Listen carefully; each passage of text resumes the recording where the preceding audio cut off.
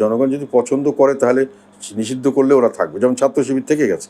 BNP আর আওয়ামী লীগ দুটি দলই আমাদের উপরে এমন চাপ সৃষ্টি করলো যে ইউনিভার্সিটি গিয়ে আমাদের ছাত্ররা দাঁড়াতেই পারে না, এই স্বৈরাচার টৈরাচার বলে তাদের উপরে অ্যাটাক করে। সাহেবের একটা পলিসি ছিল, এটা পরবর্তীকালে এই ছাত্র আন্দোলনের সময় আমরা লক্ষ্য করেছি।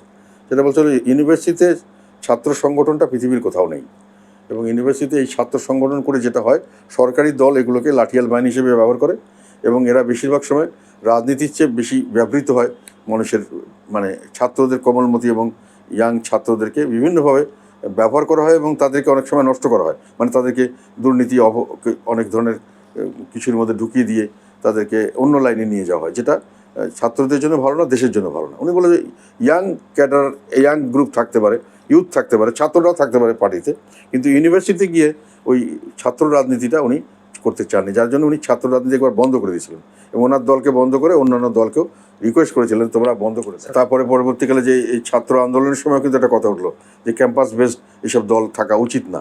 এটা এখন জনগণের মধ্যে একটা কথা, যেটা এরশাদ সাহেবের কথারই প্রতিধ্বনি। তো আমাদের দলে সেই জন্য তখন উনি ছাত্র সংগঠনটা অতভাবে এনকারেজ করেননি।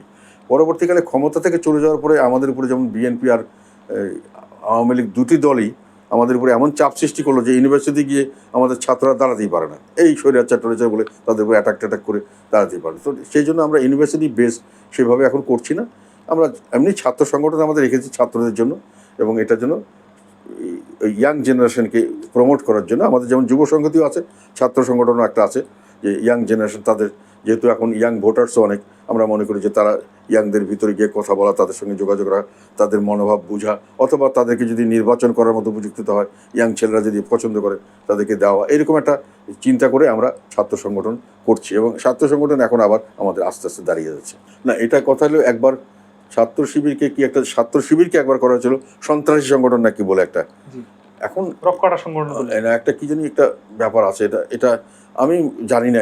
এখানে এরা অনেক অপকর্ম করেছে, এটা ঠিকই, ছাত্রলীগের কারণেই আসলে আওয়ামী লীগ বেশি দুর্নামটা হয়েছে। আমি যতটুকু ব্যক্তিগত পর্যায়ে ততটুকু দেখলাম আর কি, রাস্তাঘাটে যেটা মানুষের বেশি নিন্দা করতো ছাত্রলীগের অপকর্ম, বিভিন্নভাবে নাজেহাল করতো বেশিরভাগ ছাত্রদল যুবদল এরই করতো, কাজেই মানুষের দাবি উঠেছে। তবে ওইটাই আমি বললাম যে নিষিদ্ধ কোনো কিছু করাটার ব্যাপারে আমি মনে করি জনগণই এটার একমাত্র মালিক, এটা রায় দেওয়ার। আইন করে এগুলো করা ঠিক না। যদি ওনারা সত্যিকার অর্থেই জনগণ পছন্দ না করে, এমনিই হয়তো টিকতে পারবে না। আর জনগণ যদি পছন্দ করে তাহলে নিষিদ্ধ করলে ওরা থাকবে, যেমন ছাত্র শিবির থেকে গেছে। জনগণ যদি চায় তাহলে থাকবে, সেই জন্য জনগণের হাতে ছেড়ে দেওয়া ভালো। জনসমর্থনের ব্যাপারে ওইটা যেটা, ওই যখনই জিনিসপত্রের দাম বাড়ে তখনই মানুষের সরকারের উপর ক্ষুব্ধ হয়। এটা খুব সেন্সিটিভ জিনিস মানুষের, এটা খুব বড় পলিটিশিয়ানদের জন্য এটা বড় চ্যালেঞ্জ, এবং এটাই আমি মনে করি বর্তমান সরকারের একটা প্রায়োরিটি, এটা দেখা উচিত এখন।